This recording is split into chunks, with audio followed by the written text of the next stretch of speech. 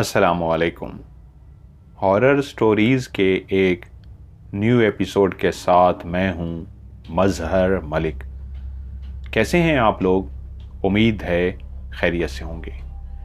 आज की ये खौफनाक कहानी जो मैं आपको सुनाने जा रहा हूं, ये मुझे भेजी है शेख वसीम अहमद ने कराची से।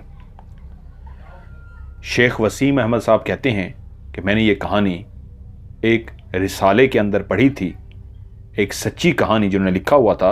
ये एक सच्चा वाक़या है जो आपके साथ शेयर किया जा रहा है, तो मैं आज आपके साथ शेयर कर रहा हूँ। आप अपने अंदाज में जब इसको सुनाएंगे तो शायद पढ़ के वो मज़ा नहीं आया जिस अंदाज में आप सुनाते हैं, तो लगता है कि उस जहां में, उस जगह पे हम पहुंच गए हैं, उस कहानी का हिस्सा हैं। शेख वसीम अहमद साहब, कराची से आपका ताल्लुक है। मैं कोशिश करूंगा इस कहानी को इस अंदाज में पेश करूं कि आपको लगे कि आप कहानी का हिस्सा हैं। ये कहानी है इंस्पेक्टर फुरकान की। इंस्पेक्टर फुरकान जहां एक ईमानदार पुलिस ऑफिसर थे, वहां उनके कई ऐसे केसेस थे जो हल तलब थे और पुलिस का महकमा उनको हल नहीं कर पाया था।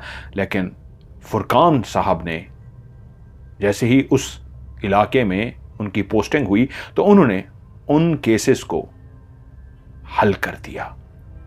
कभी कभी ऐसा होता है, पुलिस के लिए भी कुछ केस ऐसे खौफनाक से बन जाते हैं कि उनको हल करना नामुमकिन होता है और उस फाइल को बंद कर दिया जाता है शवाहिद ना होने की वजह से।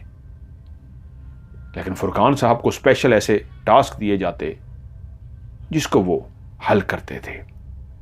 बहुत ज़्यादा दोस्तों की लिस्ट तो नहीं थी, लेकिन वहीं पे उनके एक बहुत अच्छे दोस्त थे जिनका नाम था गुलजार अहमद।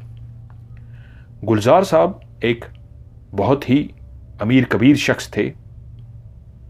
वो और उनकी बीवी शमसा कंवल उनकी बहुत रेस्पेक्ट करते थे। उनके यहाँ कोई औलाद नहीं थी और उनकी शादी को कई साल हो चुके थे। अब उनके यहाँ औलाद होना नामुमकिन था, शायद वो जिंदगी के ऐसे हिस्से में आ चुके थे। मैंने कभी उनसे ये बात पूछी नहीं थी, लेकिन मुझे अच्छा भी ना लगता कि मैं उनको हर्ट करूं। ये कैसे हो सकता है जब एक मर्द के यहाँ औलाद ना हो तो उसके रिश्तेदार या उसके बाकी लोग उसको मशवरा ना दें कि तुम्हें एक वारिस चाहिए इस पूरी जायदाद के लिए, इस शान व शौकत के लिए। लेकिन गुलजार साहब अपनी बीवी शमसा कंवल से इतना प्यार करते थे कि उन्होंने कहा, जीना मरना इसी के साथ है, अगर कोई और मेरे निकाह में आ गई तो फिर मेरा प्यार मेरी बीवी से बहुत कम हो जाएगा। मैं अपनी बीवी से इतना प्यार करता हूं कि मैं इसका प्यार कहीं नहीं बांट सकता। वो बेशक औलाद के लिए ही क्यों ना मुझे शादी मजबूरी में करनी पड़े, लेकिन मैं अपनी बीवी को दुखी नहीं कर सकता। उनकी बीवी भी कई दफ़ा उनको कह चुकी थी, मेरी तरफ से इजाज़त है, आप शादी कीजिए, लेकिन उन्होंने शादी नहीं की थी। मैं जब भी उनके यहाँ जाता, वो बहुत प्यार से मुझसे मिलते, बहुत रिस्पेक्ट देते और खाना खिलाए बगैर वापस ना जाने देते। एक बहुत बड़ी कोठी में रहते थे, एक ऐसे बंगले में जो डबल स्टोरी बंगला था, कई कमरों पर मुश्तमिल। नीचे एक काम करने वाली खातून और उसका शौहर, जो दोनों ही मुलाजिम थे। औरत घर के काम करती, खाना पकाती, झाड़ू लगाती, सफाइयाँ करती, और शौहर घर का सौदा सलफ, जो भी बाहर की ज़रूरियात की चीज़ें होती वो पूरी करता। और गेट पर एक चौकीदार हर वक्त मौजूद रहता। घर के मालकान की टाइमिंग का उसको पता था, कब आते हैं कब जाते हैं, इसलिए वो दिन और रात इस तरह ड्यूटी देता कि अपनी टाइमिंग को एडजस्ट कर लेता। मेरी उन्हीं दिनों एक ऐसी जगह पे पोस्टिंग हो गई कराची शहर में कि मेरी उनसे काफ़ी अरसा हो गया था मुलाकात नहीं हुई थी। क्योंकि जिस जगह पे मेरी पोस्टिंग हुई थी वहाँ पे कई इस तरह के केस थे जो उलझे हुए थे और उनको हल करना बहुत ज़रूरी था, तभी तो मेरी ड्यूटी लगाई गई थी। और मैं दिन और रात उसमें जुड़ा हुआ था कि कई महीने गुजर गए, यूं गुलजार साहब से मुलाकात ही ना हो सकी। उनसे मिलने के लिए मुझे बहुत दूर जाना पड़ता। वहीं पे केस था, एक घर से बहुत बड़ी तादाद में जेवरात चोरी किए गए थे।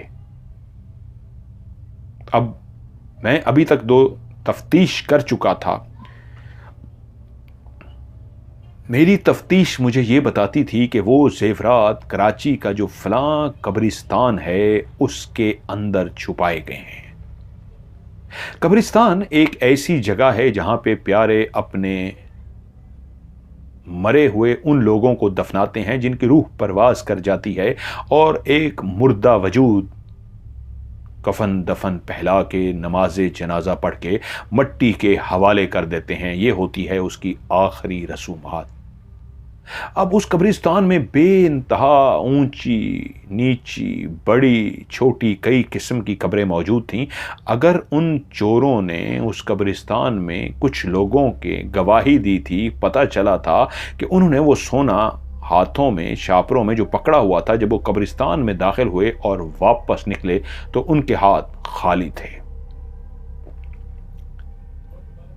यकीनन सी बात है कब्रिस्तान में किसी जगह पे कब्र खोद कर उन्होंने वो सोना दफना दिया था कि जब तक केस ठंडा नहीं पड़ जाता, पुलिस हट नहीं जाती, किसी को कब्र पे शक भी नहीं होगा, और कौन किसी की कब्र खोद कर देखेगा। और मेरे लिए भी ये मुश्किल था, हम किसी कब्र को खोद नहीं सकते थे। लेकिन ये कन्फर्म था कि सोना किसी कब्र में ही है। वो शायद नई कब्र हो या किसी पुरानी कब्र में उन्होंने दफना दिया था। अब जब मामला यहां तक पहुंचा तो मैंने अपने कुछ कांस्टेबल साथ रखे और उनसे कहा, रोज रात को तुम लोग बाहर पहरा दोगे और मैं अंदर कब्रिस्तान में जाके छुप जाया करूंगा। हो सकता है कि जिन्होंने सोना छुपाया हो वो आए अपने सोने को देखने के लिए। तुम लोग भी छुपे रहना, तब तक उन पे हमला ना करना, गिरफ्तार करने की कोशिश ना करना या गोली मत चलाना जब तक तुम्हें यकीन ना हो जाए, और मैं भी जब तक तुम्हें आवाज ना दूं तुम अंदर नहीं आओगे। इंस्पेक्टर फुरकान अपने कुछ मातहत पुलिस वालों के साथ कब्रिस्तान दाखिल हो गया। गाड़ी को बहुत दूर खड़ा कर दिया गया और एक ड्राइवर गाड़ी के अंदर मौजूद रहा। दोनों कांस्टेबल को जो सादा कपड़ों में मलबूस थे उनको बाहर ड्यूटी पर लगा दिया गया कि अगर कोई आ भी जाए तो ऐसे समझे कि कोई दीवाना, कोई पागल, कोई बाहर बैठा है या लेटा है। तो इस अंदाज में बाहर बैठ गए कि अगर वो चोर आते भी सही और उनको देख भी लेते तो एक दीवाना या पागल समझते जो रात को वहां पे सो रहा है।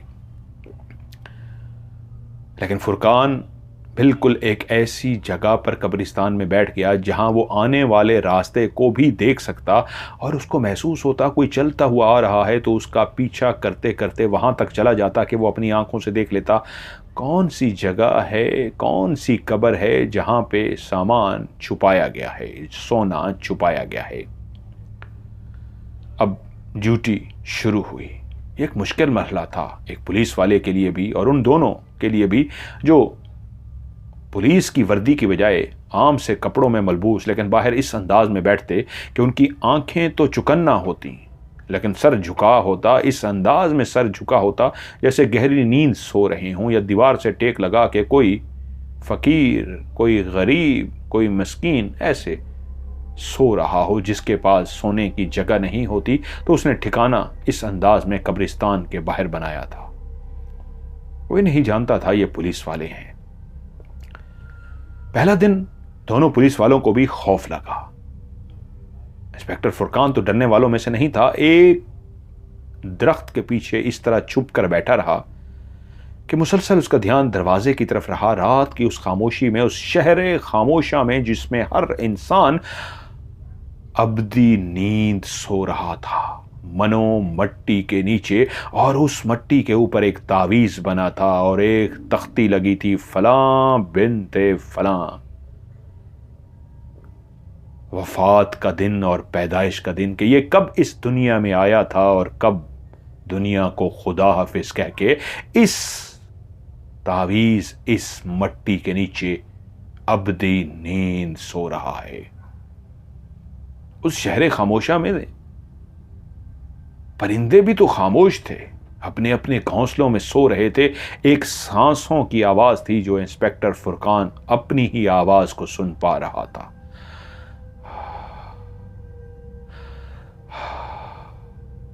एक ऐसी खामोशी, इसलिए तो जो बाहर बैठे थे वो भी घबरा रहे थे, लेकिन वो एक बहादुर शख्स था। वो काफी देर बैठा रहा कि तभी उसकी आंखों ने देखा और वो अलर्ट हो गया। उसने अपना सरकारी पिस्तौल निकालकर उस पे अपने हाथों की गिरफ्त मजबूत कर ली।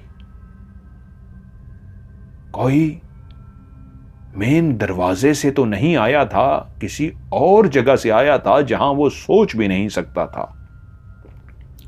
और वो चलता हुआ, एक मोहतात अंदाज में चलता हुआ, उस बड़े से दरबार नुमा एक कब्र सी थी। दरबार तो बाकायदा नहीं था, लेकिन उसको बनाया इस तरह गया था जैसे दरबार के इर्द गिर्द बड़ा सा ऊंचा सा कमरा बनाया जाता है, वैसा ही एक बड़ा सा ऊंचा कमरा था। और उसके अंदर एक बहुत बड़ी कब्र बनाई गई थी जो पक्की थी, पुख्ता थी। उसके ऊपर सब्ज कपड़े भी डाले गए थे जैसे दरबार का माहौल होता है, लेकिन वो दरबार नहीं, एक कब्रिस्तान में मौजूद बड़ी सी कब्र थी।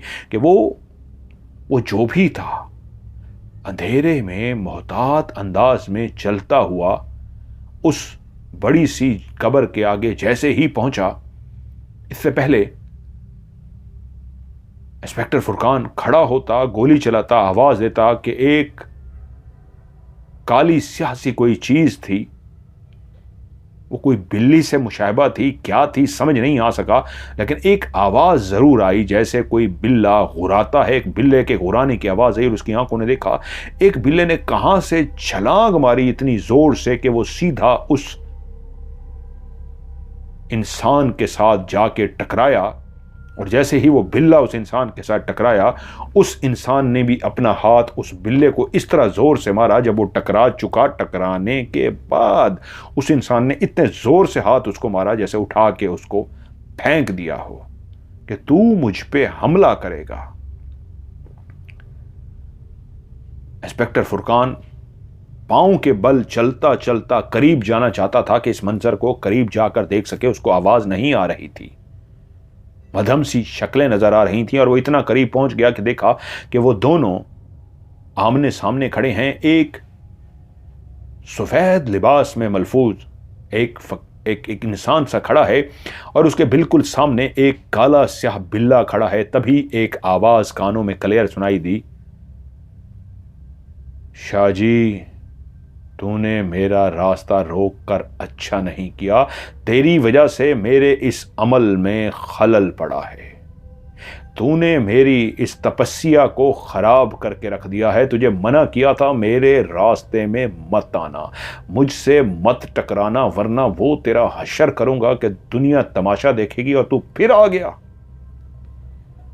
उसने जिसको शाहजी के नाम से पुकारा था तो वो शाहजी बोला। मैं हैरान इस बात पे था कि बिल्ला जो सामने खड़ा था एक इंसान की आवाज में बोल रहा था। मेरे वजूद ने एक झुरझुरी सी ली, मेरे वजूद में इस तरह कपकपाहट सी आई कि एक इतना बिल्ला सा इंसान की आवाज में बोल रहा है। और जिसको उसने मुखातिब किया था उसको शाहजी कहा था। और वो शाहजी जो था आगे से बोला, तू मुझसे नहीं बच सकता। तू जहां जाएगा मैं तेरे पीछे जाऊंगा, मैं तेरा पीछा नहीं छोड़ूंगा, मैं तेरा रास्ता रोक के रहूंगा। नेकी और बदी हमेशा से टकराते आए हैं, आगे भी टकराएंगे। तू क्या समझता है मैं तुझे छोड़ दूंगा? मैं तेरे पीछे हूं।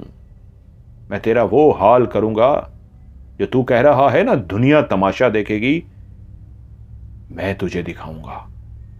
और जो तू जिसको तपस्या कह रहा है और जो तू करना चाह रहा है वो मैं तुझे कभी भी मुकम्मल नहीं होने दूंगा। तो फिर वो बिल्ला बोला, तो फिर तैयार हो जा, आज या तू बचेगा या मैं बचूंगा।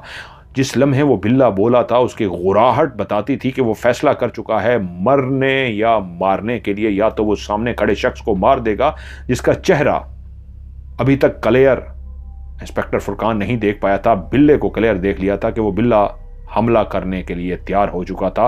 कि या फिर ये मर जाए या आज मैं मर जाऊं, कोई तो फैसला हो।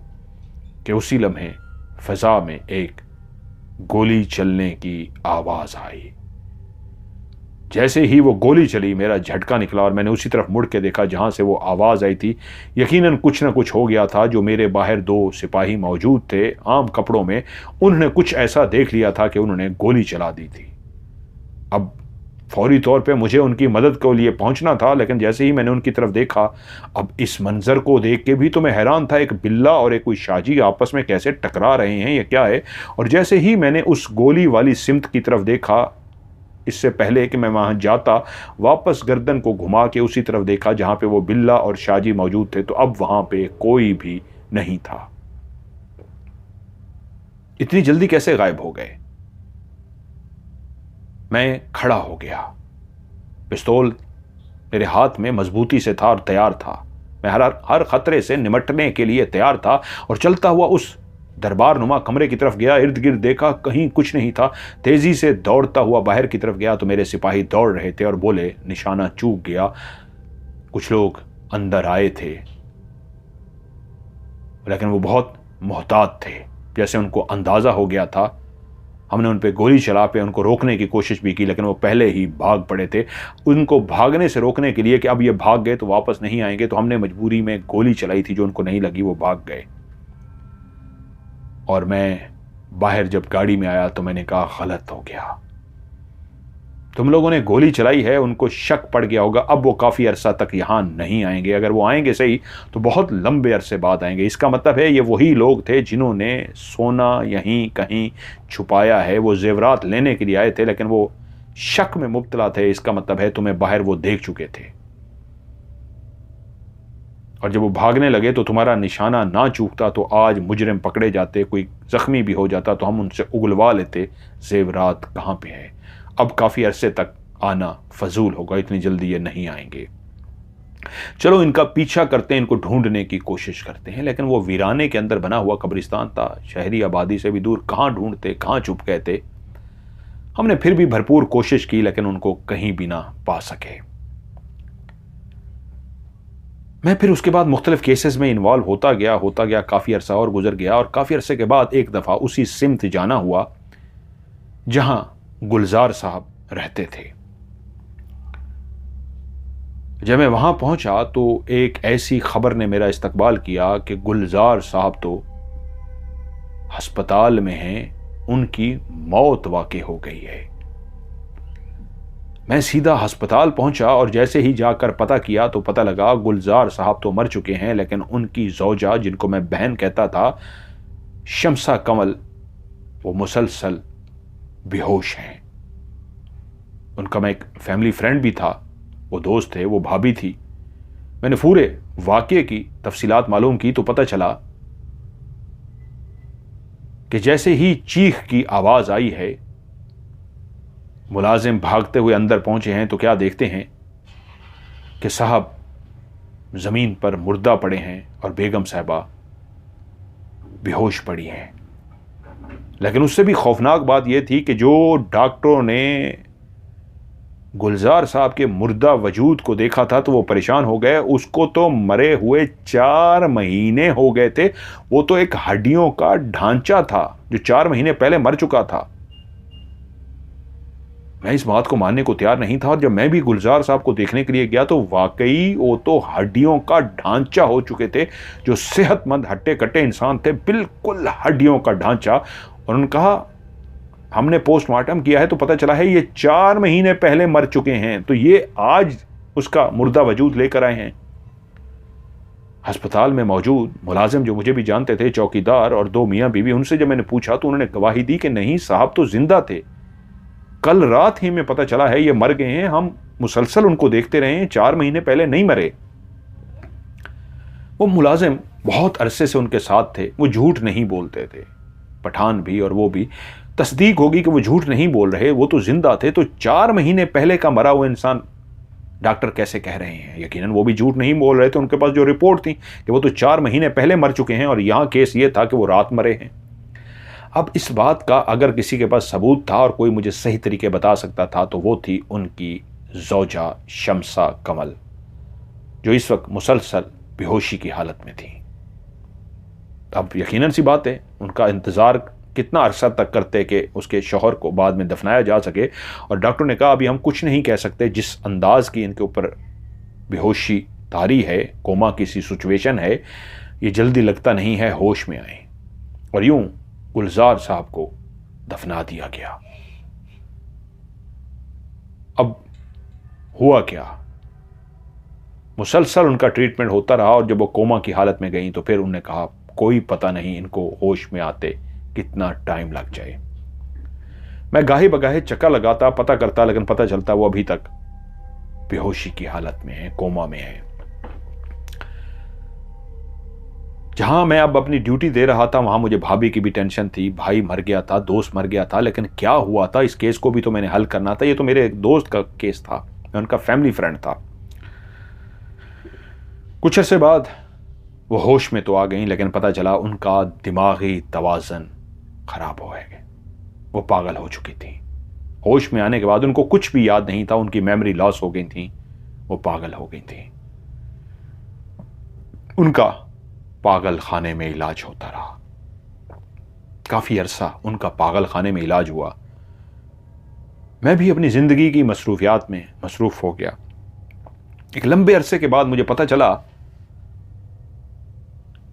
कि शमसा भाभी ठीक होके वापस आ गई हैं। और जब मुझे पता चला तो मैं उनके फौरन मिलने के लिए पहुंच गया। वो पहले जैसी नहीं रही थी, गुमसुम सी हो गई थी, होशो हवास में थी, पहचानती थी, दिमाग वापस आ गया था, पागल नहीं रही थी, लेकिन पहली जैसी भी नहीं रही थी। शौहर की मौत ने उनको तोड़ डाला था और उसके बाद जिस अंदाज में वो पागल खाने में भी रह के आई थी, कोमा में भी रह के आई थी, वो अजीब सी थी। मैं उनसे मिला, वो उस तरह गर्मजोशी से तो नहीं मिली, वो उदास थी, लेकिन मुझे पहचाना, बिठाया, मेरे लिए चाय मंगवाई। और मैं बातों बातों के दौरान पूछना चाहता था कि भाभी क्या हुआ था। और जैसे ही मैंने आकर थोड़ी देर के बाद मुद्दे पे आया और मैंने कहा भाभी मुझे आपसे पूछना है गुलजार भाई के साथ क्या हुआ था, तो वो जो नीचे की तरफ देख रही थी एकदम उनकी आंखें मेरी तरफ आईं और उन आंखों में एक खौफ सा आ गया, ऐसे जैसे वो फिर से खौफजदा हो गई और बोली मैं नहीं बता सकती, मैं नहीं बता सकती। और फिर इतनी खौफजदा हो गई कि मुझे लगा कि मैंने मजीद उनको कुरीदा ज़्यादा पूछा तो काम ख़राब हो जाएगा। मैंने भी खामोशी इख्तियार कर ली और मैं थोड़ी देर के बाद चला गया। वो चाहती थी मैं खाना खा के जाऊं, मैंने पहली दफ़ा था खाना भी नहीं खाया, चला गया।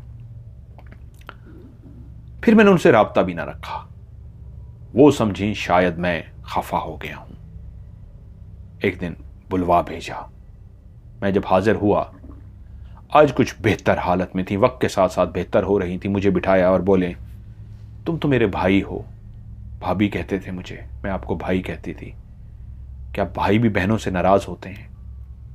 मुझे पता चल गया था, मैंने आपको लास्ट टाइम नहीं बताया तो आप मुझसे नाराज हो गए, लेकिन मैं परेशान थी।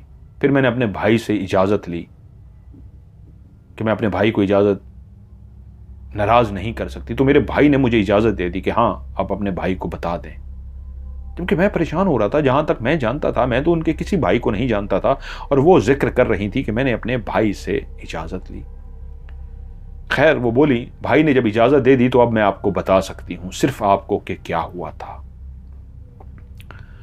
और फिर उसके बाद उन्होंने बताना शुरू किया कि मैं और गुलजार आपके सामने हैं, कैसे खुश थे, वो कितना ज्यादा मुझसे प्यार करते थे, यहां तक कि एक एक उनकी अदा पे मैं कुर्बान जाती और मुझ पे कुर्बान जाते। घर से बाहर जाते, बता कर जाते, बाहर जाते, राब्ते में रहते, घर फोन करते, मुसलसल हमने एक दूसरे का राब्ता रखा होता। बच्चे तो थे नहीं, हम ही एक दूसरे से बेइंतहा जुड़े रहते। एक दिन मुलाजमों ने छुट्टी ली और कहा कि हमें छुट्टी चाहिए। दोनों मियाँ बीवी जिनको आप जानते हैं, एक खाना बनाती है, एक सफाई, तो वो काफ़ी अरसे से छुट्टी का कह रहे थे। मैंने उनको छुट्टी दे दी और उसी वक्त कुदरती ये हुआ कि अगले ही दिन, जिस दिन वो छुट्टी पे गए उससे अगले ही दिन जो बाहर चौकीदार है उसकी इमरजेंसी हो गई, वो बड़ी छुट्टी पर चला गया। मैं उसको रोक नहीं सकती थी, जानता तो वो भी था मुलाजिम नहीं है, मैंने उसको जाने दिया। लेकिन उस दिन मौसम बहुत ख़राब था, आसमान बादलों से भरा हुआ था, सुबह से ही रिमझिम बारिश हो रही थी, किसी वक्त तेज हो जाती, किसी वक्त फिर से रिमझिम होती, बिजली मुसलसल चमक रही थी, आसमान पर काली घटाएं छाई हुई थी जो बरसती रुक जाती रिमझिम होती। हम दोनों ने अपना मनपसंद खाना खुद से बनाया। मैंने उनकी पसंद का खाना बनाया। आज मुलाजिम नहीं थे इसलिए मुझे खाना बनाना था 2-3 दिन।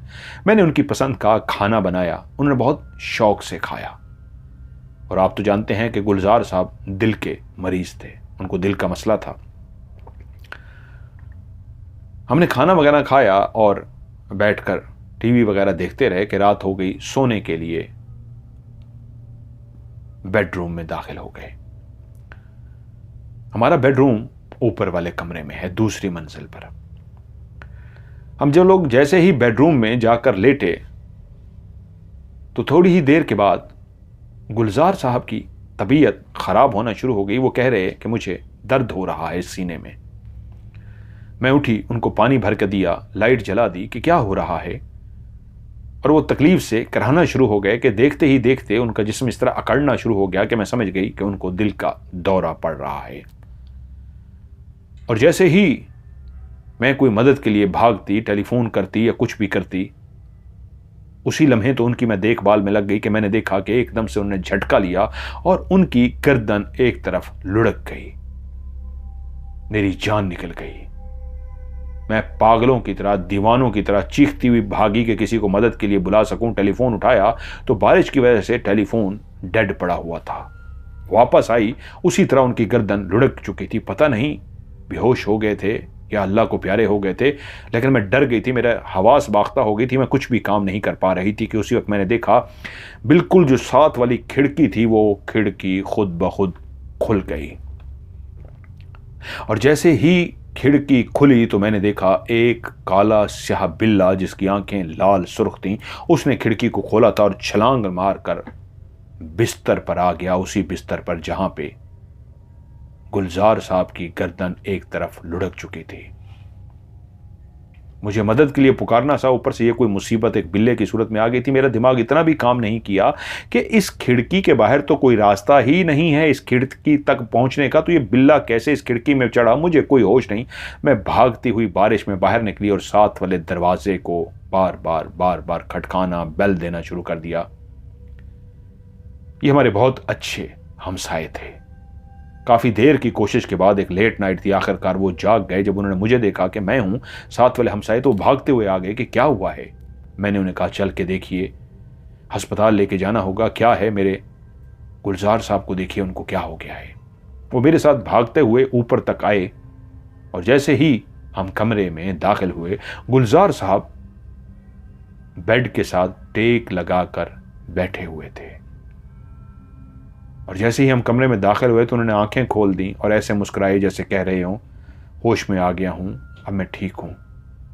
वो साहब भी हमसाए मेरे साथ थे। बोले गुलजार साहब अब आप ठीक हैं? तो बोले हाँ, मेरे दिल में बहुत दर्द हो गया था, अब मैं ठीक हूं, परेशानी की कोई बात नहीं। कुछ देर वो वहां रहे, उनसे हौसले के साथ बातें होती रही और बोले अब ये ठीक हैं, कोई परेशानी की बात नहीं, खाना कुछ इस तरह का खा लिया होगा। इस तरह की बातें हुई, वो भी चले गए और मैं उनके साथ बैठ गई बातें करते ही। वो बिल्कुल फ्रेश हो चुके थे। यूं थोड़ी देर के बाद हम सो गए। लेकिन गुलजार साहब अजीब से हो रहे थे। गुलजार साहब ने कभी मुझ पे गुस्सा नहीं किया था। मुलाजमों में भी बहुत कम गुस्सा करते थे, लेकिन अब ऐसी तबीयत होती जा रही थी कि गुस्सा कर जाते। शायद उस दिल का दौरा पड़ने की वजह से ऐसा हुआ था, एक जिंदगी से मिली थी उनको, इस वजह से मैं भी चुप कर जाती। ऐसे ही लेकिन एक चीज और मुझे महसूस हो रही थी। जिस गुलजार साहब को मैं जानती थी, जो मेरे शौहर थे, जो मेरे मजाजी खुदा थे, अब उनके करीब जाते हुए मुझे एक अजीब सा महसूस होता। उनके जिस्म की वो खुशबू जिसकी मैं दीवानी थी, वो मुझे अजीब सी महसूस होती। मैं उनके करीब जाने से हिचकिचाने लगी। मैं उनके करीब भी ना जा पाती। वो जब भी मुझे गले लगाने की कोशिश करते, मैं पीछे से हट से जाती। एक अजीब सा मुझे एहसास होता। मैं नहीं जानती वो कैसा एहसास था, पर था। लेकिन हम दोनों खुशी से जिंदगी इसी तरह गुजार रहे थे। एक दिन गुलजार साहब घर से बाहर गए हुए थे। मैं घर में बाहर लॉन में बैठी किताब पढ़ रही थी कि किसी ने बाहर सदा लगाई। चौकीदार ने आके जैसे ही दरवाजा खोला तो मैं उस लम्हे बिल्कुल सामने बैठी थी। मैंने देखा एक फकीर सा सामने खड़ा है और घर को एक खास अंदाज में देख रहा है, कभी ऊपर कभी नीचे और कभी इस तरह देख रहा है कि मैं चौंक सी गई। चौकीदार को इशारा किया, कौन है? उसने मेरी तरफ जोर से कहा, बीबी जी पता नहीं, कोई शायद मांगने वाला होगा। तो उस बुजुर्ग ने एकदम से चौकीदार की तरफ देखा, इस तरह गुस्से से जैसे कह रहा हो कि मैं मांगने वाला नहीं हूं। कौन रहता है इस घर में? उसने ऊंची आवाज में कहा। तो मुझे ऐसे लगा कि मुझे उसके पास चल के जाना चाहिए। मैंने किताब को वहीं पर रखा और चलती हुई गेट की तरफ गई और गेट से उनको अंदर इशारा कर दिया कि इनको अंदर आने दें। वो अंदर आ गए। जी बाबा जी, क्या कहना चाह रहे हैं?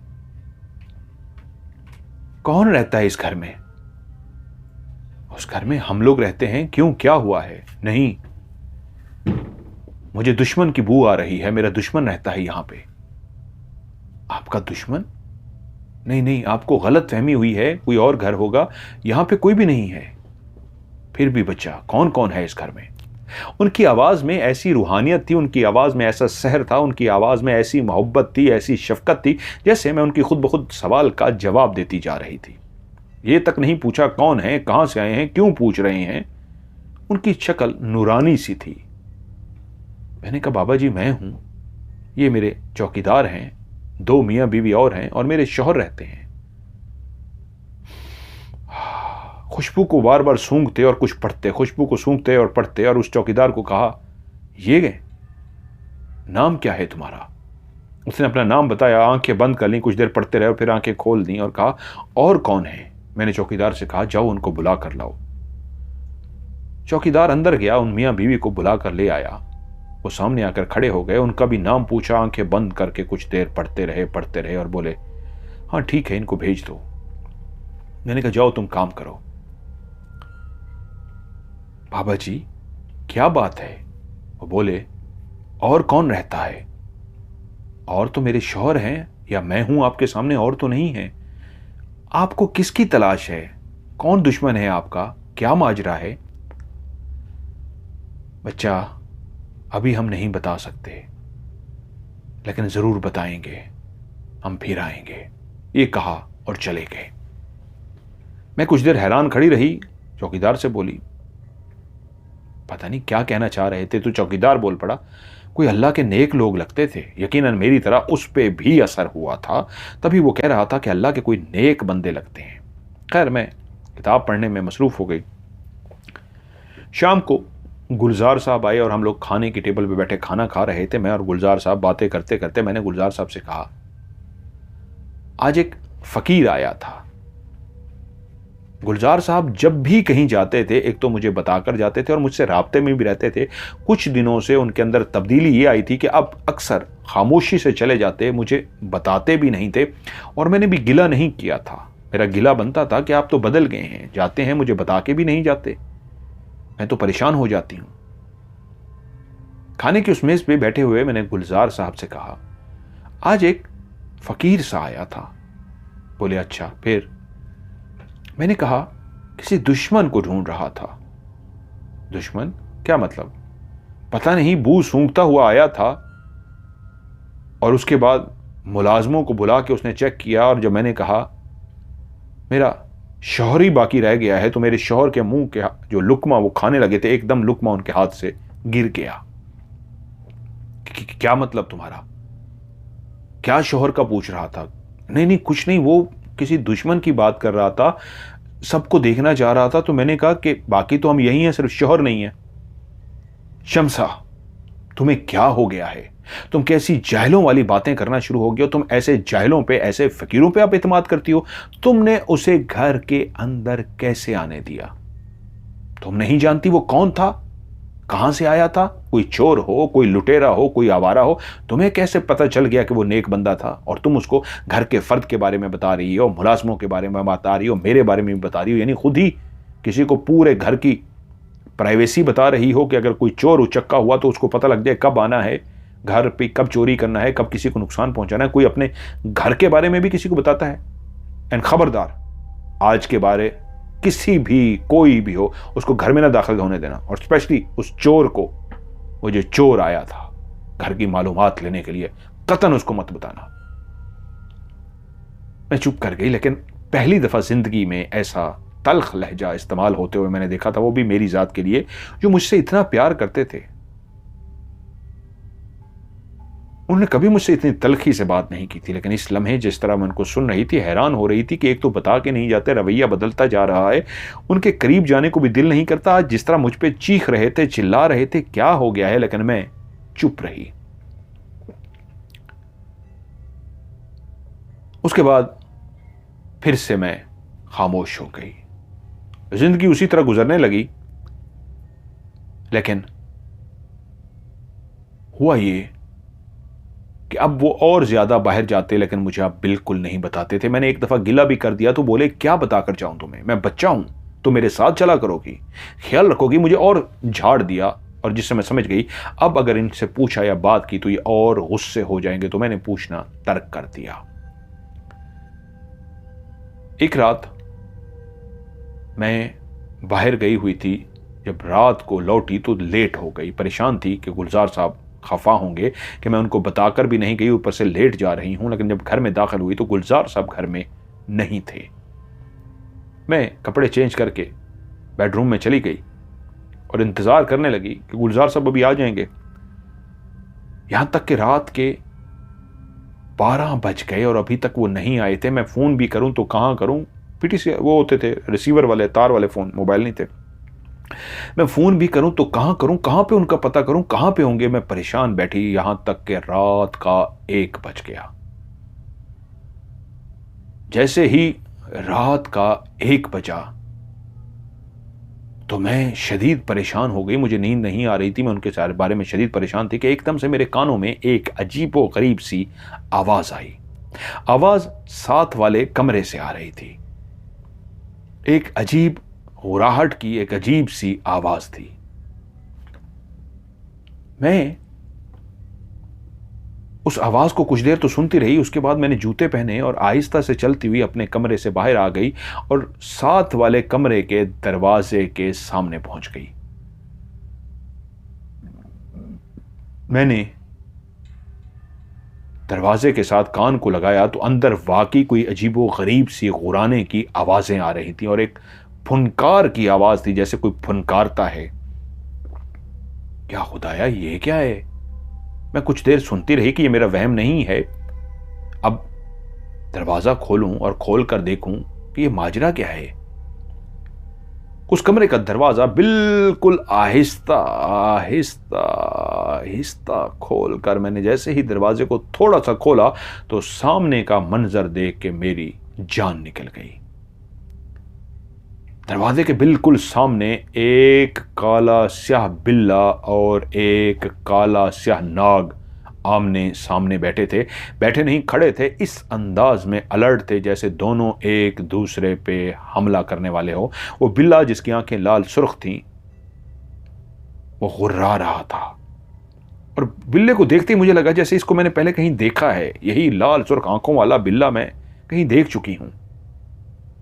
बिल्ला अपने बाजू को यूं आगे कर रहा था जैसे उस सांप को वरगला रहा हो, उस पर हमला करने की कोशिश कर रहा हो, या अपने आप को बचा रहा हो, या फिर तैयारी कर रहा हो हमला करने की। और सांप जोर से फुंकारता, उसको डसने वाले अंदाज में आगे होता, बिल्ला पीछे हो जाता।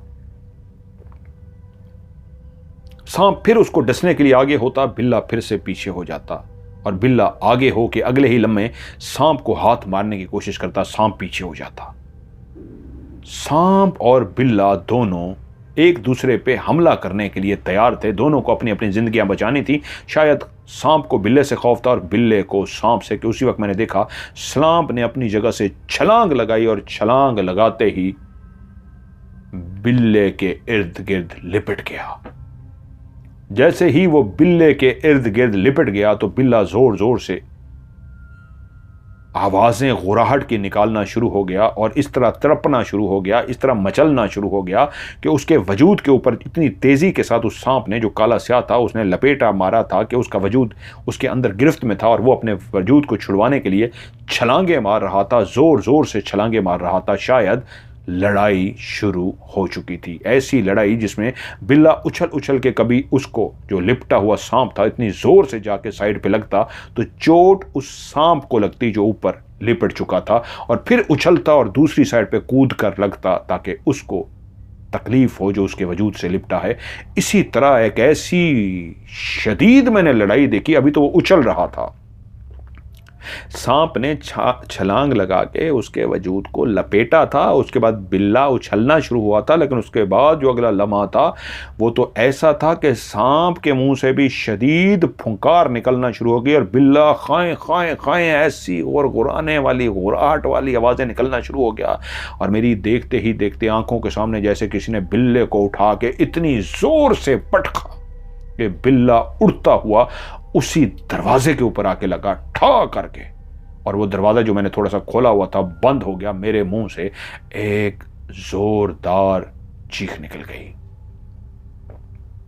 मैं शदीद डर गई और मेरी जोरदार चीख सुन के चौकीदार जाग गया। वो जानता था साहब बाहर गए हुए हैं, वो आज बैठा हुआ था, वरना इस वक्त वो सो जाता था। वो साहब के इंतजार में गेट पे ही बैठा सो रहा था, और जब उसने चीख के अंदर से आवाज़ सुनी तो वो भागा, बाकी मुलाजमों को भी जगाया और वो लोग अंदर आ गए, दोनों मर्द भी और औरत भी। और देखा मैं बाहर बेहोश पड़ी हूं, मेरे ऊपर पानी डाला गया। मुझे थोड़ी देर के बाद होश आ गया। वो बोली, बीबी जी क्या हुआ? और मैं खौफजदा नज़रों से उस कमरे को देखना शुरू हो गई जिस कमरे के अंदर ये वाला मंजर था। उसी लम्हे मैंने इशारा किया कमरे की तरफ, तो वो दोनों समझ गए कि कमरे के अंदर कोई चीज़ है। एक भागा बाहर से डंडा लेकर आ गया और उन्होंने इस अंदाज में डंडा पकड़ा कि क्या है अंदर खोल कर देखें। जैसे ही कमरे को खोला गया, अंदर देखा गया तो अंदर कुछ भी नहीं था। सारा कमरा छान मारा गया लेकिन कमरे में कुछ भी ना मिला। उन्होंने कहा, बीबी जी कमरे में कोई भी नहीं है।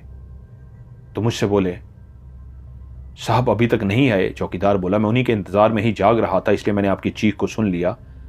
खातून से कहा, बीबी जी को अंदर कमरे में लेके जाओ और इनके साथ तुम कमरे में रहो। मैं और दूसरे मर्द की तरफ कहा, हम गेट पर बैठे हैं, साहब का इंतजार कर रहे हैं। उस मुलाजिम की बीवी मेरे साथ कमरे में बैठ गई और इंतजार करने लगी, और मैं भी गुलजार साहब का इंतजार करने लगी। तकरीबन 1 घंटे बाद गुलजार साहब आ गए।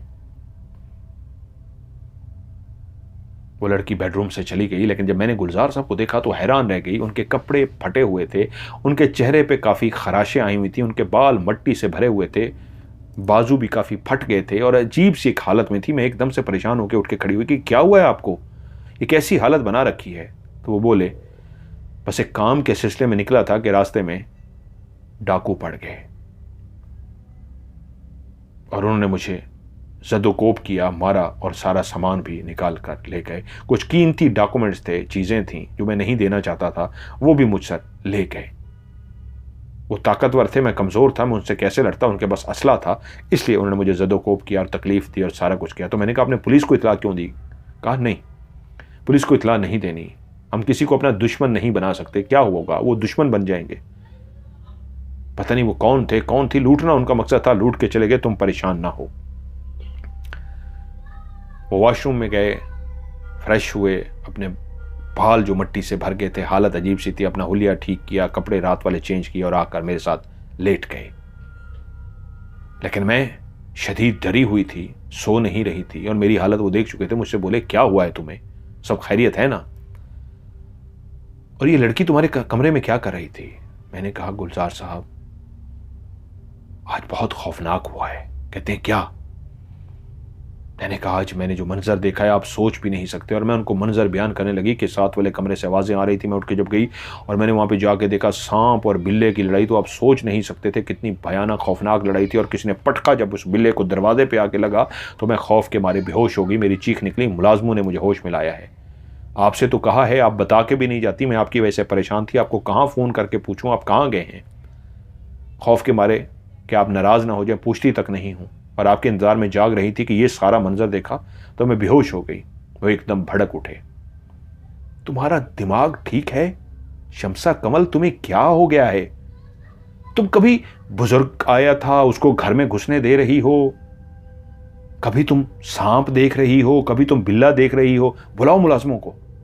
मैंने कहा इस वक्त सो गए। नहीं, अभी बुलाओ। मुलाजमों को बुला लिया गया। वो तीनों सामने आ गए। हाँ, क्या देखा था कमरे में? मैंने कहा सर कुछ भी नहीं था। तुमने भी देखा था? जी सर। कोई बिल्ला, कोई सांप था? नहीं। कितना बड़ा बिल्ला था? मुझसे बोले। मैंने कहा वो तो बहुत बड़ा था, मोटा था। तो इतना बड़ा बिल्ला कहां गायब हो सकता है, बताओ? वो उनके सामने मुझे डांट रहे थे और मुलाजिम सर झुकाए खड़े थे। जानते थे साहब ने कभी इस तरह लहजे में नहीं बोला और आज बेगम साहबा को डांट रहे हैं। उनके सामने मुझे डांट रहे थे कि इतना बड़ा बिल्ला कहां जा सकता है, काला सांप कहां जा सकता है? कमरे में ही होना चाहिए था ना, जिन्होंने तो ढूंढा है वो गवाही दे रहे हैं। जाओ तुम लोग जाओ। वो चले गए। मैं चुप सी हो गई। क्या वाकई मेरा दिमाग खराब हो गया है? क्या वाकई मेरे साथ ऐसा हो रहा है? लेकिन मैंने तो बिल्ला और सांप देखा था। फिर यह सवाल भी ठीक था, अगर बिल्ला और सांप अंदर ही था तो इतनी देर में कहां गायब हो गया? जब उसने उस बिल्ले को किसी चीज ने उठाकर दरवाजे की तरफ फेंका था तो उसी वक्त तो दरवाजा बंद हो गया था और चौकीदार जो बाहर था वो भागता हुआ अंदर भी आ गया था। उसने तो किसी चीज को भागते हुए बाहर नहीं देखा। लेकिन अभी साहब ने क्या कहा? चौकीदार से कहा सारे घर को ढूंढो और इनका वहम दूर करो कि घर में कोई सांप या बिल्ला नहीं है। मुलाजिम थे बेचारे, सारे घर में ढूंढते रहे और आके रिपोर्ट दीजिए कुछ भी नहीं है। मैंने कहा अब यकीन आया? वो बोले अब यकीन आया, कुछ भी नहीं है, तुम्हारे दिमाग का खलल है और कुछ भी नहीं है। मैं चुप कर गई। लेकिन जिस तरह डांट चुके थे मैंने फैसला कर लिया था भाई आज के बाद कोई चीज़ नहीं सोचनी, मैं गलत सोच रही हूँ। वो गुस्से में है थोड़े से आजकल, ये क्या हुआ है, और किसी बुजुर्ग या बाबा जी को भी अंदर नहीं आने देना वरना खफा हो जाएंगे। कुछ दिनों के बाद ये फिर घर से बाहर गए हुए थे और बाहर दरवाज़ा चौकीदार खोल के जाने लगा तो शायद वो बुजुर्ग पहले से ही बाहर मौजूद था। जैसे ही उसने दरवाज़ा खोला तो उसने इजाज़त भी नहीं ली, अंदर आ गया और चौकीदार भी उससे ऐसा उसकी रूहानियत से, उसके चेहरे से मानूस हो चुका था, उसकी अकीदत में जा चुका था, उसने भी नहीं रोका, वो अंदर आ गया। मैं उसी तरह किताब पढ़ रही थी, वो सीधा मेरे पास आया। मैं बजाय उनको बाहर निकालती, गुस्सा करती कि मेरे शौहर ने मना किया जाएं आप यहां से, फिर मेरे दिल में उनके लिए अकीदत सी आ गई। वो बोली बेटा दुश्मन का पता चला? मैंने कहा नहीं बाबा जी मुझे तो नहीं पता कौन से दुश्मन की आप बात कर रहे हैं, कौन सा इस घर में दुश्मन है। लेकिन वो बोले बेटा कुछ तो इस घर में है। मैं उसकी बू सूंघता हुआ पहले भी आया था, फिर यहां तक पहुंचा हूं, इसी घर में है, इसी घर में रहता है। मैंने कहा बाबा इस घर में कोई नहीं। हाँ मेरे शौहर बहुत खफा हुए थे, मैंने उनको बताया था तो बहुत गुस्से हो गए, वो नाराज हो गए, किसी को क्यों आने दिया, उन पे क्यों यकीन किया, पता नहीं वो कौन है कौन नहीं, इसलिए यहां कोई नहीं है बाबा जी। वो बोले कुछ तो याद करो, कुछ ऐसा घर में हुआ है जो तुम्हें याद ना आ रहा हो, कोई ऐसा लम्हा आया हो कि किसी की तबीयत खराब हुई हो, कोई बेचैन हुआ हो, कोई डिस्टर्ब हुआ हो, किसी को कुछ हुआ हो। मैं सोचकर बोली बाबा जी और तो कुछ याद नहीं, बस एक दफा शौहर की तबीयत खराब हुई थी, बारिश हो रही थी बहुत ज़्यादा और उनको दिल का दौरा पड़ा था और उनकी गर्दन लुढ़क गई थी। मैं डर गई कि शायद वो मर गए हैं। लेकिन उसी वक्त एक दरवाज़ा खिड़की खुली थी और उसमें से काले बिल्ले ने छलांग मारी थी और अंदर आ गया था। और वो जो खिड़की है वो ऐसी जगह पे बनी है कमरे की, वहाँ पे कोई आ भी नहीं सकता, बाहर कोई रास्ता भी नहीं है। पता नहीं वो बिल्ला कहाँ से आया था। मैं इतनी डर गई कि मैं भागती हुई साथ वाले हमसाये के घर गई और उनको बुला कर लाई। जब वापस आई तो मेरे शौहर ठीक थे, कुछ देर के लिए वो बेहोश हो गए थे। और बाबा बोले ठीक है और तुमने क्या देखा? बाबा जी मेरे घर में मैंने एक बिल्ले और सांप को लड़ते हुए देखा है। पता नहीं वो मेरा वहम था या क्या, मैंने देखा एक बिल्ला था और सांप था, कैसे आपस में लड़ रहे थे और बिल्ला जब उस दरवाजे से आके लगा तो मैं बेहोश हो गई थी। लेकिन मुलाजमों ने अंदर पूरा कमरा छान मारा था, अंदर कुछ भी नहीं था। शायद मेरा वहम था, मेरे दिमाग पे सवार था, ऐसा कुछ भी नहीं था। वो बोले बेटी तू परेशान ना हो, मैं दुश्मन तक पहुंच जाऊंगा और दुश्मन को ढूंढ के रहूंगा, तुम हौसला रखो, खुदा तुम्हें खुश रखे। मेरे सर पे हाथ रखा, दुआएं दी और चले गए। अब मैं परेशान कि क्या हो रहा है। मैं अपने शौहर के सामने डरी सहमी रहने लगी। कोई भी उनसे बात करते हुए मुझे डर लगता। कुछ दिनों के बाद मुझे साथ वाले कमरे से फिर आवाजें आना शुरू हो गई। उस दिन अब उनका मामूल था, वो अक्सर चले जाते, रात को लेट आते थे। हिम्मत मेरे अंदर नहीं थी कि उनसे पूछ सकूं, क्योंकि मुझे डांट चुके थे कि अब मैं तुम्हें बच्चों की तरह बता के जाऊं, इसलिए मैं नहीं पूछती थी कि घर में बदमजगी पैदा ना हो। मैं सो जाती थी। वो मुझे कहते थे तुम क्यों जागती हो, सो जाया करो। मैं सो जाती। उस रात भी मैं सोई हुई थी। कौन सा रात का पहर था यह तो मुझे नहीं पता, लेकिन उस शोर की वजह से मेरी आंख खुल गई जो साथ वाले कमरे से आ रहा था। एक ऐसा शोर जैसे एक बिल्ला गुर्रा रहा हो और सांप फुंकार रहा हो। मैंने जैसे ही उस आवाज को सुना तो मैं लेटी रही कि क्या मेरा वहम है। उस दिन भी मेरा वहम था, आज फिर वहम है। और मैं ऐसी आवाजें सुन रही हूं कि उसी वक्त एक शीशे का कोई लैंप, कोई शीशे की चीज जो भी थी, वो इतनी जोर से नीचे गिरी कि उसके गिरने से उसकी टूटने की क्लियर आवाज सुनाई दी। वो इतनी क्लियर आवाज थी कि मैं चौंक के उठ बैठी। वो कोई भारी भरकम चीज थी जो गिर गई थी। अब तो वहम नहीं था, ये तो किसी चीज को गिराया गया था और गिरने से उसके शीशे टूटने से एक जो आवाज पैदा हुई थी वो क्लियर आवाज थी। मेरा दिल किया क्या मैं जाके वहां देखूं, क्या मैं झांकूं, लेकिन मैं डर गई। शौहर ने सख्ती से मना कर दिया था, कहीं मैं फिर डर गई, फिर बेहोश हो गई, कुछ मेरे साथ हो गया तो वो तो फिर लड़ेंगे मेरे साथ। किसी लम्हे भी वो आ गए और उन्होंने देख लिया कि मैं फिर कमरे के बाहर खड़ी हूं, मुझे पागल समझना शुरू हो जाएंगे। उनकी बातों से लग रहा है जैसे वो मुझे आहिस्ता आहिस्ता पागल समझ रहे हैं। मैं पागल नहीं हूं, लेकिन ये क्या हो रहा है, ये कैसी उलझा हुआ माहौल बन रहा है। मैं इस तरह सोचती रही, लेकिन हिम्मत ना हुई कि उठकर जा सकूं। कब मेरी आंख लग गई, क्योंकि थोड़ी देर के बाद खामोशी छा गई, कब मेरी आंख लग गई मैं सो गई। सुबह उठी तो गुलजार साहब मेरे साथ सोए थे। मुझे रात वाला वाकया याद आ गया और मैं जब साथ वाले कमरे में गई तो वहां पे वाकई एक टेबल लैंप बड़ा था, नीचे जमीन पर गिरकर टूट गया था। उसकी किरचियां नीचे पड़ी हुई थी। मैंने मुलाजमों को कह के उसको साफ तो करा दिया, लेकिन मेरे दिमाग में यह गूंज रहा था कि अगर वहम है, मैं पागल नहीं हूं। रात मैंने आवाजों को सुना था और इस लैंप के गिरने की आवाज, इसके टूटने की आवाज क्लियर सुनी थी, तो फिर यह लैंप कैसे टूटा। अब मसला यह था, इस सवाल का किससे जवाब दूं, इस सवाल का कौन जवाब देगा, किससे पूछूं। शौहर से पूछी तो वो तो लड़ पड़ेंगे, मुलाजमों से पूछूं तो क्या पूछूं। लेकिन फिर भी मैंने मुलाजमों से पूछा कि किससे गिरा है ये। उन्होंने कहा बीबी जी हमसे तो नहीं गिरा। मेरे मुलाजिम झूठ कभी नहीं बोलते, अगर उनसे कोई चीज़ टूट भी जाए तो कह देते थे बीबी जी माजरत, ये हमसे टूट गई है, हमसे गिर गया है। चौकीदार अंदर आया नहीं था, मियाँ बीवी ने कहा नहीं हमसे नहीं टूटा, और वो झूठ नहीं बोलते थे। फिर भी सवाल अपनी जगह पे कायम था कि फिर ये कैसे टूटा। मैं चुप हो गई। कुछ दिनों के बाद फिर से एक रात मेरी आंख उस शोर से खुली जो साइड पर एक उधम मचा हुआ था। उस कमरे में जैसे लगता था आज एक लैंप नहीं, आज कई चीजें टूट रही हैं। आज जैसे बकायदा ऐसी लड़ाई हो रही है कि सांप और बिल्ला ऐसे गुर्रा रहे हैं, ऐसे फुनकार रहा है सांप, और उनके बीच में एक ऐसी हाथापाई, ऐसी लड़ाई चल रही है। कभी कोई चीज गिरने की आवाज आती, कभी कोई चीज गिरने की आवाज आती, शीशे के टूटने की भी आवाज आ रही थी,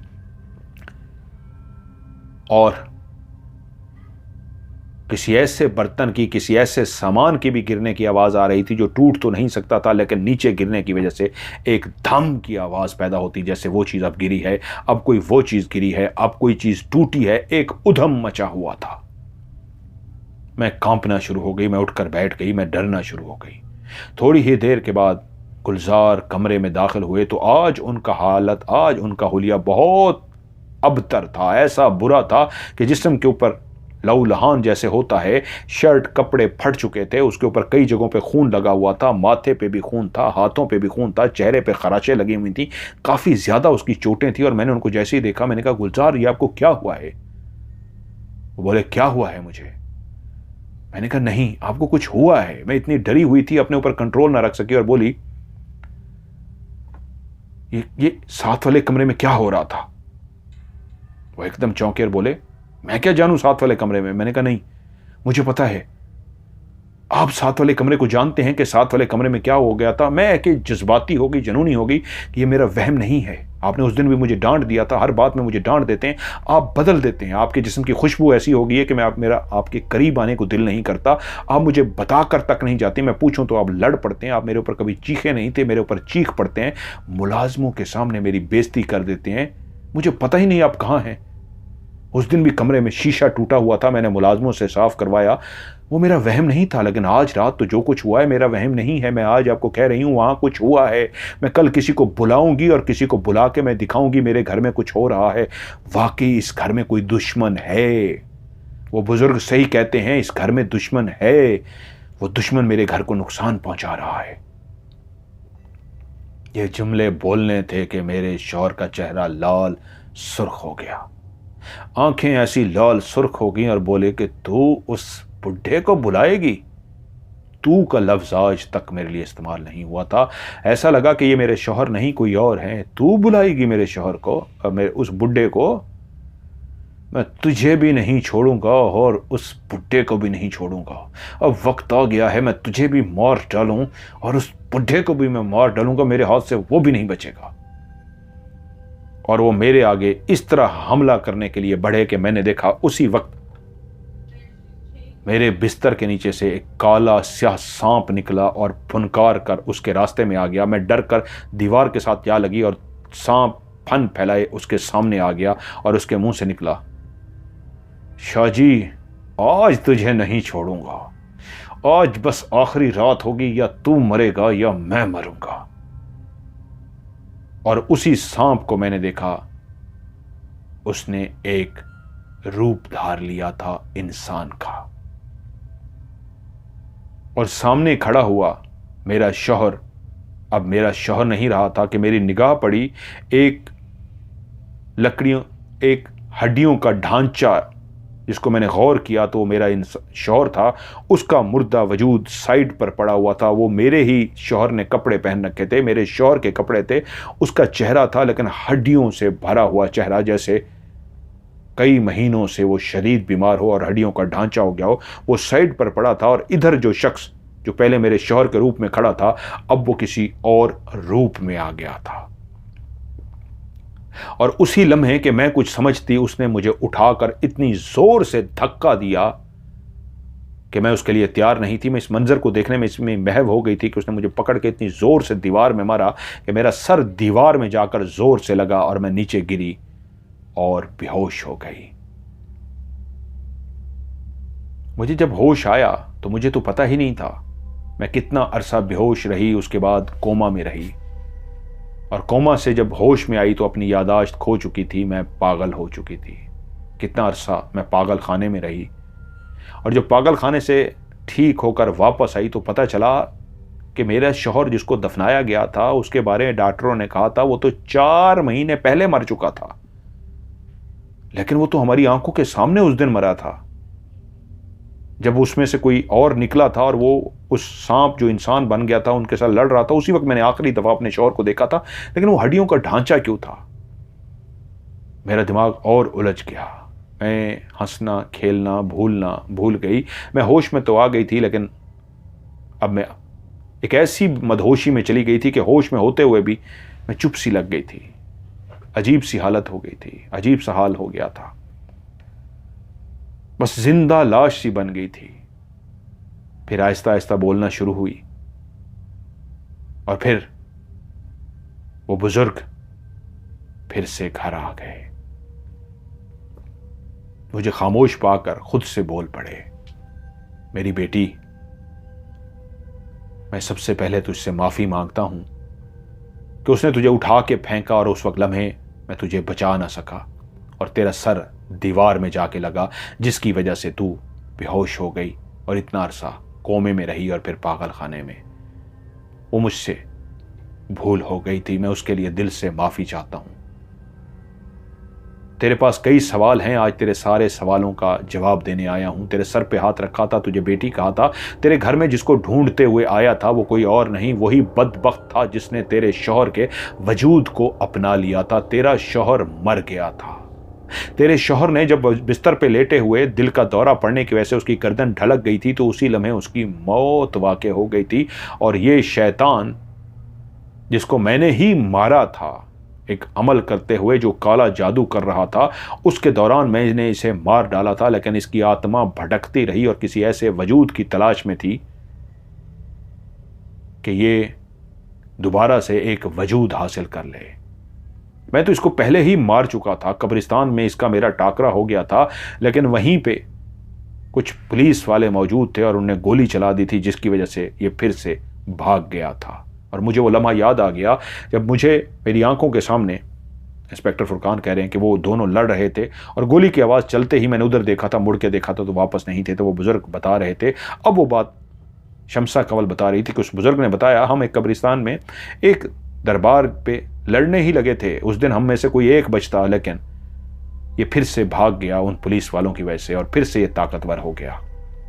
लेकिन उसके बाद इसने तुम्हारे बिल्ले से शौहर का रूप इसलिए धार लिया कि जब ये अंदर दाखिल हुआ तो तुम्हारा शौहर मर चुका था और इसको पता चल गया। इसने छलांग लगाई और तुम्हारे शौहर के अंदर घुस गया। जब तुम उस हमसाये को लेकर वापस आई तो सामने तुम्हारा शौहर जिंदा होकर नहीं बैठा था, तुम्हारा शौहर तो मर चुका था। उसके अंदर इसकी आत्मा घुस गई थी, वो बदरूह घुस गई थी जो भटक रही थी किसी जिस्म की तलाश में, मुर्दा वजूद की तलाश में। उसको मुर्दा वजूद मिल गया था और उसने बज़ाहिर तुम्हारे सामने तुम्हारे शौहर को जिंदा दिखाया, लेकिन तुम्हारा शौहर मुर्दा था। उसके अंदर उस शैतान की आत्मा बस गई थी और उसके बाद तुमने महसूस किया, तुम उसके करीब जाती थी तो तुम्हें अजीब सा महसूस होता था, तुम उसके करीब भी नहीं जा पाती थी। इसकी वजह यही थी, उसके अंदर वही शैतान की बदरूह थी। और वक्त गुजरता रहा, उसका रवैया बदलता गया, सब कुछ, क्योंकि तुम्हारा शौहर तो था ही नहीं। और उसके बाद जो कुछ तुमने देखा तुम्हें समझ आ गया होगा, वो सांप मैं था जो रूप धारता था और उसके सामने उससे लड़ने के लिए आता था, उस शैतान से लड़ने के लिए। तुम्हारे कमरे के अंदर जो मंजर भी तुमने देखे थे वो उसी की और मेरी थी। वो शैतान अपने रूप में आता, बिल्ले के रूप में, और मैं उससे लड़ता था।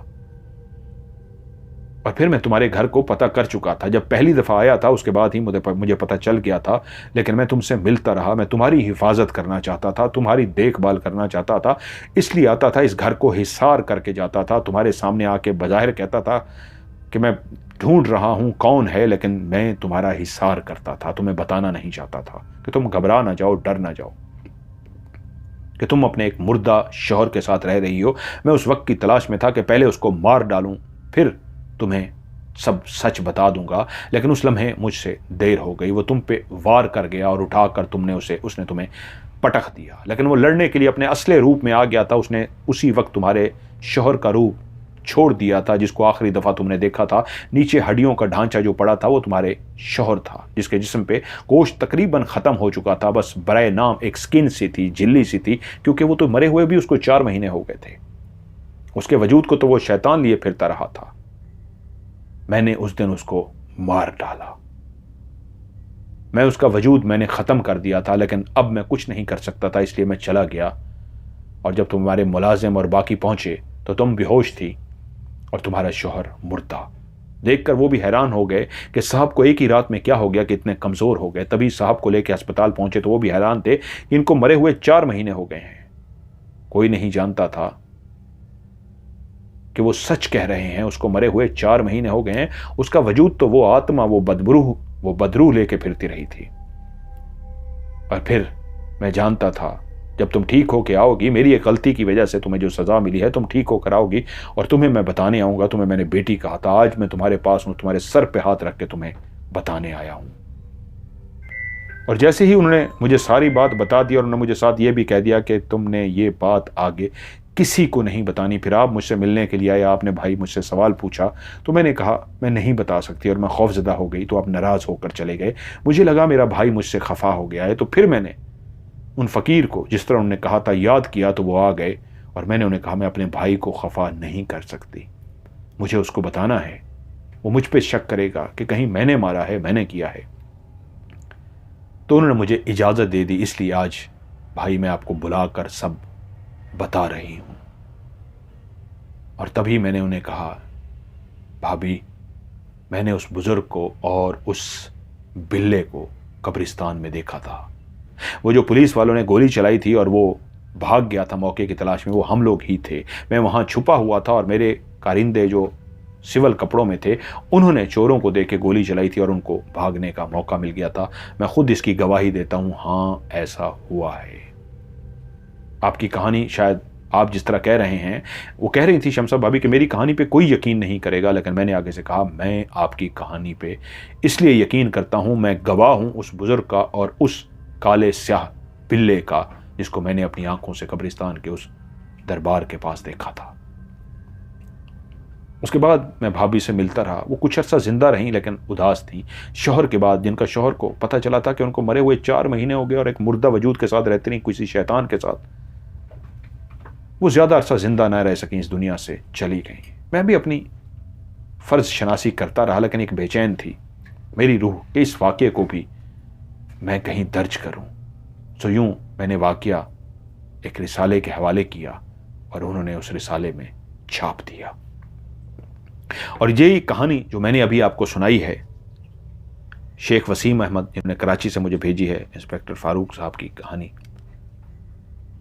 उन्हीं की ख्वाहिश पे कि मैं इस अंदाज में आपको सुनाऊं कि आपको सुनते हुए लगे कि आप उस कहानी का हिस्सा थे। सब मंजर आपके सामने हो रहे थे। क्या वाकई सब मंजर आपके आंखों के सामने हो रहे थे? कितना अच्छा लगा, कितना बुरा लगा कहानी को सुनते हुए, नीचे आपने कमेंट्स में ज़रूर बताना है। इस वीडियो को आपने लाइक करना है और दोस्तों के साथ शेयर इसको ज़रूर करना है।